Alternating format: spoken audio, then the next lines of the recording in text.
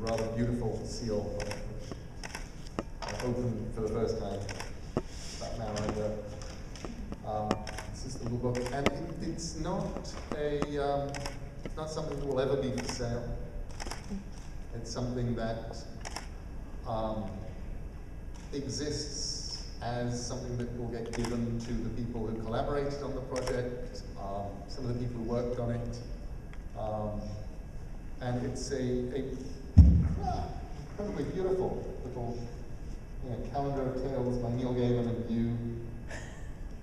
On February the 4th, 2013, Neil Gaiman embarked on a fantastic art project in partnership with Blackberry and millions of his fans. He tweeted 12 questions to the world, one for each month of the year. And you get the art, the story, a little sort of calendary thing. You get the story printed in incredibly small letter on transparent stuff, and the painting behind it. And so I'm going to read the ones that people here were involved in, which is rather fun. And the first of those is from February. And my tweet was, "What's the strangest thing that ever happened to you in February?" And the astral gypsy, who actually I discovered long after we picked this and we were doing it, is actually somebody that I know, a comics artist in England named Al Davidson. He's a fantastic artist and writer. And his reply was, "Met a girl on a beach searching for her grandma's pendant, lost 50 years ago. I had it, found previous February."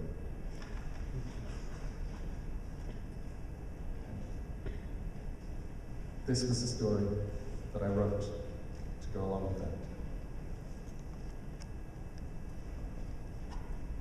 Grey February skies, misty white sands, black rocks, and the sea seemed black too, like a monochrome photograph, with only the girl in the yellow dress adding any colour to the world. 20 years ago, the old woman had walked the beach in all weathers, bowed over, staring at the sand, occasionally bending laboriously to lift a rock and look beneath it. When she had stopped coming down to the sands, a middle-aged woman, her daughter, I assumed, came and walked the beach with less enthusiasm than her mother. Now that woman had stopped coming, and in her place there was the girl. She came towards me. I was the only person on the beach in that mist. I don't look much older than her. "What are you looking for?" I called. She made a face. "What makes you think I'm looking for anything? You come down here every day. Before you it was the lady, before her the very old lady with the umbrella." "That was my grandmother," said the girl in the yellow raincoat. "What did she lose?" "A pendant." "It must be very valuable."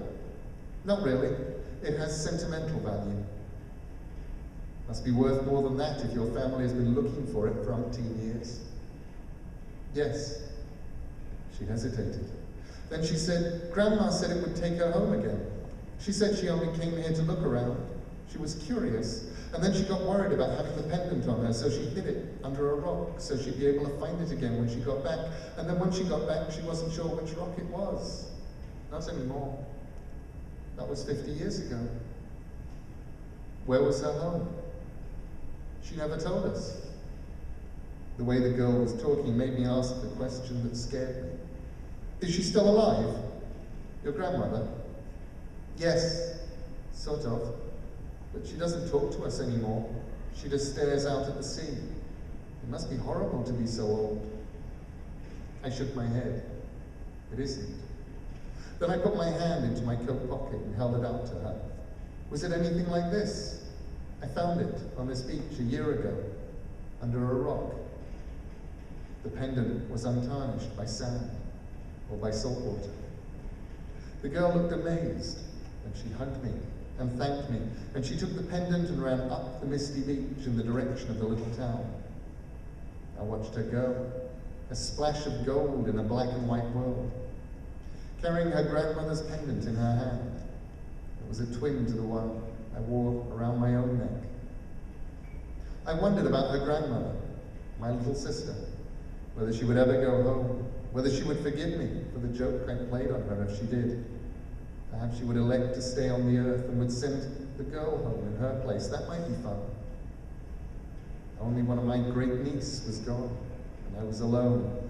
Did I swim upward, letting the pendant pull me home, up into the vastness above us, where we wander with the lonely sky whales, and the skies and the seas are one. So that was the one I wrote for February. For April, the question was, what's your happiest memory of April? And Nikki's reply was, when the ducks would trust us again. My father and I fed them fresh bread, stolen from the inn he worked at. And got a beautiful painting by Paul Francis. And when I looked at that tweet, I just loved the line, was when the ducks would trust us again. Because I thought, why wouldn't ducks trust you? And then I thought, all I know about her father is he stole bread. And so I made up a father and some ducks. You know you've been pushing the ducks too hard when they stopped trusting you. And my father had been taking the ducks for everything he could since the previous summer. He'd walk down to the pond. Hey, ducks, he'd say to the ducks. By January, they'd just swim away.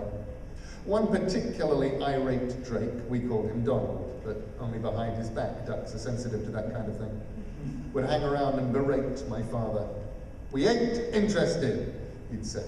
We don't want to buy nothing you're selling, not life insurance, not encyclopedias, not aluminum siding, not safety matches, and especially not damp proofing. Double or nothing, quacked a particularly indignant mallard. Sure, you'll toss us for it with a double-sided quarter.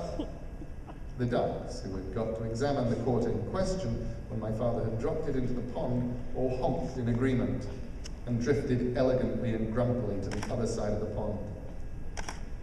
My father took it personally. Those ducks, he said, they were always there. Like a cow you could milk. They were suckers, the best kind, the kind you could go back to again and again, and I queered the pitch. You need to make them trust you again, I told him. Or better still, you could just start being honest. Turn over a new leaf. You have a real job now. He worked at the village inn, opposite the duck pond. My father did not turn over a new leaf. He barely even turned over the old leaf. He stole fresh bread from the inn kitchens, he took unfinished bottles of red wine, and he went down to the duck pond to win their trust. All of March, he entertained them. He fed them, he told them jokes, he did whatever he could to soften them up. It was not until April, when the world was all puddles and the trees were new and green and the world had shaken off winter, that he brought out a pack of cards. How about a friendly game? Asked my father. Not for money. The ducks eyed each other nervously. I don't know, some of them muttered warily. Then one elderly mallard I did not recognize extended a wing graciously. After so much fresh bread, after so much good wine, we would be churlish to refuse your offer. Perhaps gin rummy or happy families? How about poker? Said my father with his poker face on. And the ducks said yes. My father was so happy. He didn't even have to suggest that they start playing for money just to make the game more interesting. The elderly mallard did that. I'd learned a little over the years about dealing off the bottom. I'd watch my father sitting in our room at night practicing over and over, but that old mallard could have taught my father a thing or two. He dealt from the bottom. He dealt from the middle. He knew where every card in that deck was, and it just took a flick of the wing to put them just where he wanted them. The ducks took my father for everything. His wallet, his watch, his shoes, his snuff box, and the clothes he stood up in. If the Ducks had accepted a boy as a vet, he would have lost me as well. And perhaps in a lot of ways he did. He walked back to the inn in just his underwear and socks. Ducks don't like socks, they said. It's a duck thing. At least you kept your socks, I told him. That was the April that my father learned not to trust ducks.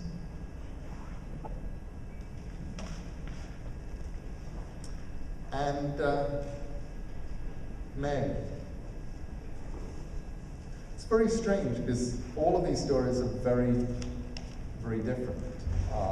There are funny ones, there are sad ones, there are science fiction, fantasy, horror ones, there are mainstream ones, or ones that are almost poems. But I like the fact you get those two. April and May are both kind of fun. And they cluster together. I think they were written several days apart. But May, what is the weirdest gift you've ever been given in May? And Starling V replied, probably Starling 5, I suppose. It's a V. It's a V. Starling V replied, an anonymous Mother's Day gift. Think about that for a moment.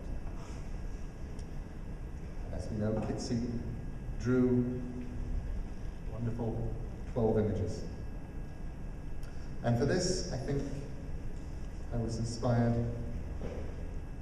partly by the idea of doing a calendar within the calendar, as you say. I thought, well, it's a calendar of tales. I wonder if I could do a story. It's a whole calendar. And partly from desperation. In May, I received an anonymous Mother's Day card. This puzzled me. I would have noticed if I had ever had children, surely.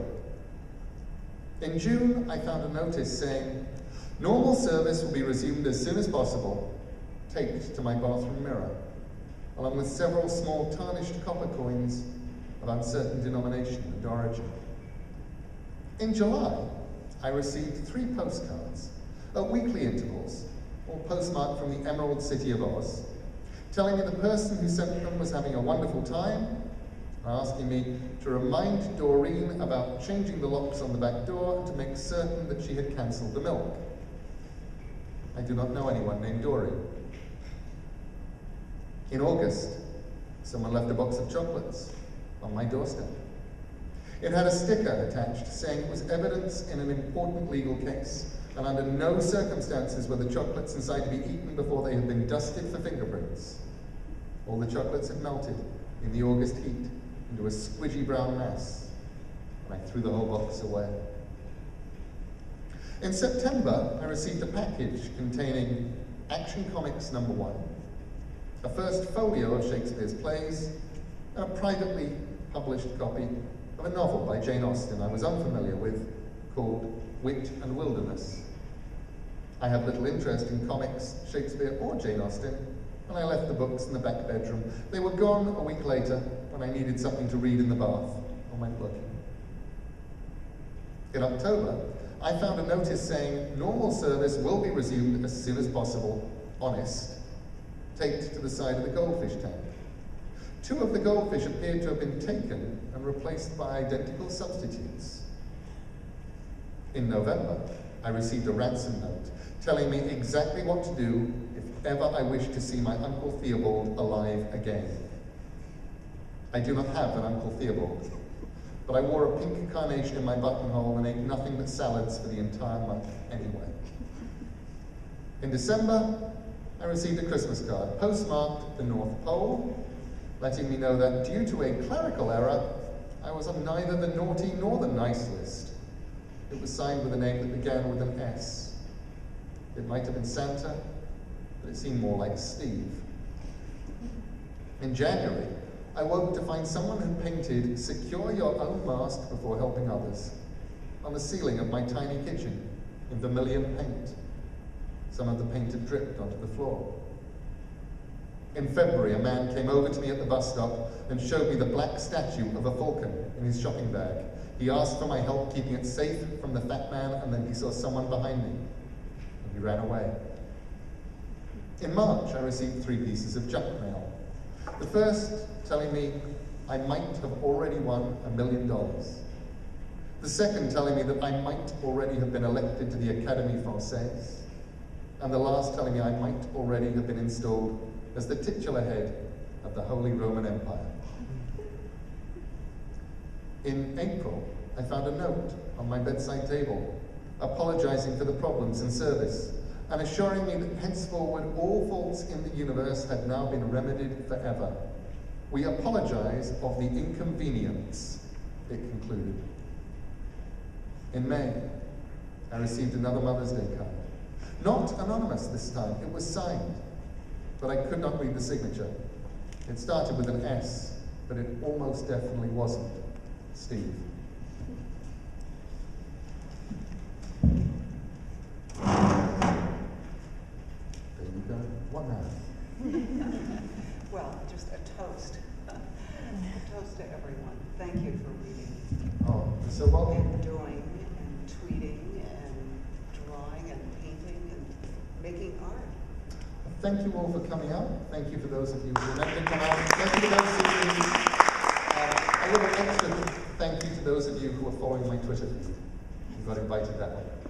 I like that. Some of you got in and got to eat the wonderful cheese. So, got here like that. I'd like to just add my thanks as well to Maria for guiding us through what has